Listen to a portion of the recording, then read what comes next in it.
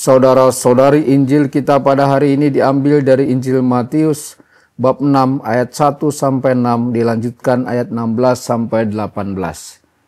Dalam khotbah di bukit Yesus bersabda, "Hati-hatilah, jangan sampai melakukan kewajiban agamamu di depan orang supaya dilihat. Sebab jika demikian kalian takkan memperoleh upah dari Bapamu yang di surga.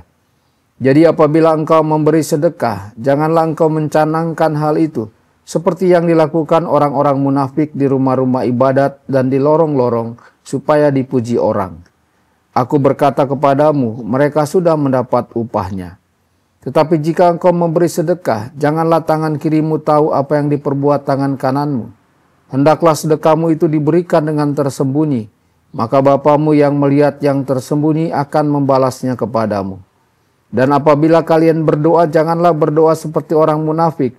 Mereka suka mengucapkan doanya dengan berdiri dalam rumah-rumah ibadat dan di tikungan-tikungan jalan raya, supaya mereka dilihat orang. Aku berkata kepadamu, mereka sudah mendapat upahnya. Tetapi jikalau engkau berdoa, masuklah ke dalam kamarmu, tutuplah pintu, dan berdoalah kepada Bapamu yang ada di tempat tersembunyi. Maka Bapamu yang melihat yang tersembunyi akan membalasnya kepadamu. Dan apabila kalian berpuasa, janganlah muram mukamu seperti orang munafik. Mereka mengubah air mukanya supaya orang melihat bahwa mereka sedang berpuasa. Aku berkata kepadamu, sesungguhnya mereka sudah mendapat upahnya.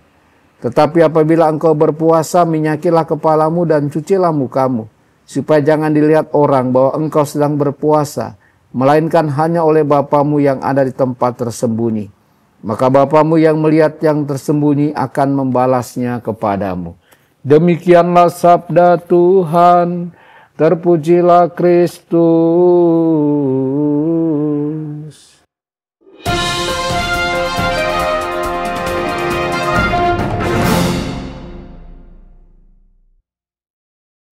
Dalam nama Bapa dan Putra dan Roh Kudus. Amin. Saudara dan saudari terkasih dimanapun Anda berada, jumpa lagi dengan saya Romo Tedens dalam saluran Warta Kabar Sukacita. Semoga Anda semua dimanapun berada senantiasa dalam keadaan sehat dan bahagia. Yesus mengajarkan kepada para muridnya untuk selalu memperhatikan motivasi dalam menjalankan kehidupan rohani. Ia mengingatkan agar kita waspada terhadap kecenderungan untuk mencari pujian atau pengakuan dari orang lain dalam melakukan perbuatan baik. Seringkali meskipun kita memulai dengan niat yang tulus, kita bisa tergoda untuk mengalihkan tujuan dari kemuliaan Allah menjadi pencarian pengakuan pribadi. Karena itu Yesus menasihati, jagalah dirimu. Artinya berhati-hatilah dan periksalah hati secara jujur. Ganjaran sejati yang berasal dari Allah bukanlah pujian duniawi, melainkan kasih karunia dan pengampunan yang menyelamatkan. Allah melihat hati yang tulus, dan Ia menyambut setiap tindakan kasih yang lahir dari pengabdian sejati. Kitab Yeskiel menegaskan bahwa pertobatan yang tulus akan mendatangkan hidup. Tetapi kalau orang fasik bertobat dari segala dosa yang diperbuatnya dan melakukan keadilan serta kebenaran, maka ia akan menyelamatkan nyawanya. Ia pasti akan hidup, ia tidak akan mati. Ini adalah janji Allah yang penuh belas kasih. Ia tidak menolak orang yang kembali kepadanya. Justru pertobatan yang jujur menjadi jalan menuju kehidupan baru dalam kasih-Nya. Saudara-saudari, Yesus mengajarkan bahwa sedekah bukanlah ajang pamer kebajikan. Ia menekankan bahwa tindakan memberi harus dilakukan dengan hati yang tersembunyi, bebas dari keinginan untuk dipuji. Sedekah yang tulus adalah wujud kasih yang mengalir dari hati yang tinggal dalam Allah. Dalam Yohanes bab 15 ayat 4, Yesus berkata, "Tinggallah di dalam Aku."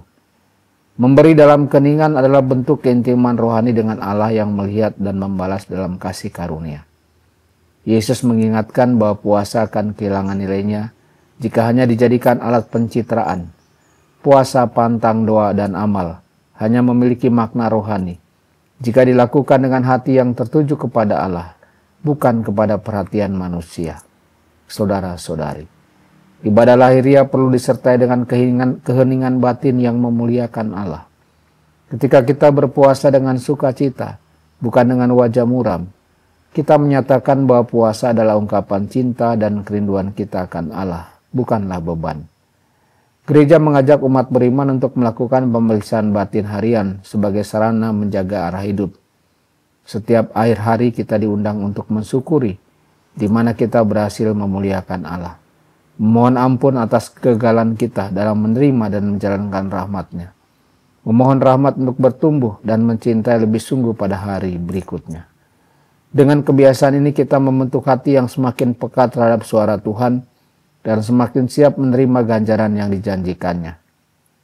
Hidup yang berkenan kepada Allah bukanlah hidup yang sibuk mencari pengakuan manusia, tetapi hidup yang dijalani dalam keheningan, ketulusan, dan kasih. Ganjaran dari Allah tidak selalu tampak secara lahiriah, tetapi hadir dalam damai batin, sukacita yang sejati, dan keselamatan kekal. Marilah kita mohon rahmat agar setiap tindakan kita baik dalam memberi, berdoa maupun berpuasa, senantiasa dilakukan dengan niat yang murni untuk kemuliaan Allah semata.